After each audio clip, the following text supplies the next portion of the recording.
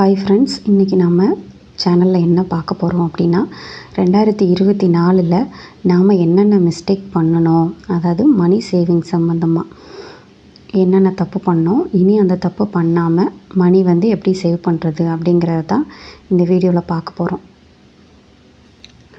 இப்போ எல்லாருக்குமே இந்த ஆன்லைனில் ஆர்டர் பண்ணி திங்ஸ் வாங்குகிற பழக்கம் இருக்குது. அதாவது எப்படின்னா, டெய்லி என்ன பண்ணுறதுன்னா, அமேசான், மீஷோ இந்த மாதிரி நிறையா ஆப்ஸ் இருக்குது. அதில் போயிட்டு டெய்லி ட்ரெஸ்ஸு, கிச்சன் செட்டு, அப்புறம் அந்த கார்டனிங் திங்ஸு, இந்த மாதிரி டெய்லியுமே போய் புதுசு புதுசாக என்ன இருக்குதுன்னு பார்த்து வாங்குகிற பழக்கம் நிறைய பேர்கிட்ட இருக்குது. இதனாலே நம்மளுக்கு என்ன ஆகுதுன்னா, மணி எப்படி செலவாகுது அப்படிங்கிறதே தெரிய மாட்டேங்குது. இப்போ ஒரு ட்ரெஸ்ஸோ, ஒரு கிச்சன் செட்டோ, ஏதோ கார்டனிங் திங்ஸோ, இந்த மாதிரி ஏதாவது ஒன்று உங்களுக்கு பிடிச்சிருக்கு அப்படின்னா, அது இன்றைக்கி உங்களுக்கு பிடிக்கும். இன்னும் ஒரு 10 டேஸ்க்கு அப்புறமும் அந்த திங்ஸ் வாங்கணும் அப்படின்னு தோணுச்சுன்னா மட்டும் வாங்குங்க. உடனே இப்போ இன்றைக்கி எனக்கு இந்த ட்ரெஸ் பிடிக்குதுன்னா இன்றைக்கே அதை ஆர்டர் போடாமல் ஒரு 10 டேஸ் வெயிட் பண்ணி பாருங்கள். அதுக்கப்புறமும் உங்களுக்கு தோணுச்சு அப்படின்னா மட்டும் ஆர்டர் போடுங்க. இந்த மாதிரி நம்ம பண்ணுறதுனால, ஏன்னா அதுவுமே ஆன்லைன்லேயே நம்ம பேமெண்ட்லாம் பண்ணிடுறோம். ஸோ எப்படி மணி போகுது, எவ்வளோ நம்ம பேங்க் பேலன்ஸ் இருக்குன்னே நம்ம செக் பண்ணுறதும் இல்லை. இன்றைக்கி பிடிக்குதா அப்படியே எடுத்துடுறது.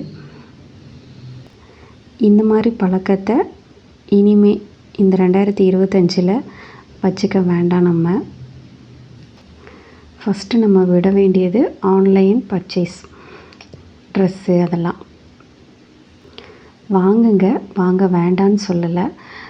டெய்லி வாங்காமல் எப்போது மந்த்லி ஒன்ஸ் அந்த மாதிரி மட்டும் பர்ச்சேஸ் பண்ணுங்கள். செகண்ட் ஒன் என்ன அப்படின்னு பார்த்தோன்னா, ஃபுட்டு. நம்ம நிறைய ஆப்ஸ் வச்சுருப்போம் நம்ம ஃபோனில், சொமேட்டோ, ஸ்விக்கி அந்த மாதிரி. சில பேர் டெய்லியுமே வெளியில் வாங்கி சாப்பிட்ற பழக்கம் இருக்குது. அதே மாதிரி டெய்லி வாங்கி சாப்பிடாதீங்க.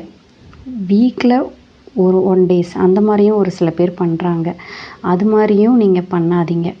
மந்த்லி ஒன்ஸ் மட்டும் வாங்கி சாப்பிடுங்க. மோஸ்ட்லி வீட்டில் சமைச்சு சாப்பிட்றத பழக்கமாக வச்சுக்கோங்க. டெய்லி நீங்கள் ஆன்லைனில் ஃபுட்டு ஆர்டர் பண்ணி சாப்பிட்றீங்க அப்படின்னா, டெலிவரி சார்ஜ்லேருந்து எல்லாமே நீங்கள் கொடுக்கணும். அப்போ நம்மளுக்கு செலவு எவ்வளோ ஆகுதுன்னே தெரியாமல் அதிக செலவு ஆகுது. அதே மாதிரி வீட்டில் சாப்பிடாம ஹோட்டல்லே எப்போதுமே சாப்பிட்றவங்களும் இருக்காங்க. இப்போ எக்ஸாம்பிளுக்கு பார்த்தீங்கன்னு வச்சுக்கோங்களேன், நீங்கள் இப்போ வீட்டு சாப்பாடு சமைக்கிறீங்க. இதை கடையில் போய், இப்போ ஒரு எக்ஸாம்பிளுக்கு பிரியாணி சொல்லுவோம். ஏன்னா எல்லாருக்குமே பிரியாணி பிடிக்குது, நிறைய பீப்புள்ஸ்க்கு.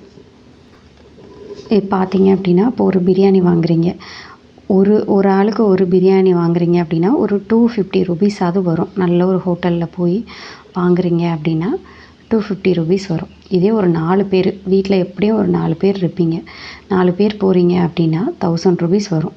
நம்ம வெறும் பிரியாணி மட்டும் சாப்பிட்டுட்டு அப்படியே வரப்போகிறதில்ல. எக்ஸ்ட்ரா ஃபலூடா, ஐஸ்கிரீம்லேருந்து இன்னும் என்னென்ன இருக்கோ எல்லாமே வாங்குவோம். அப்போது இன்னும் ஜாஸ்தியாகும் காசு.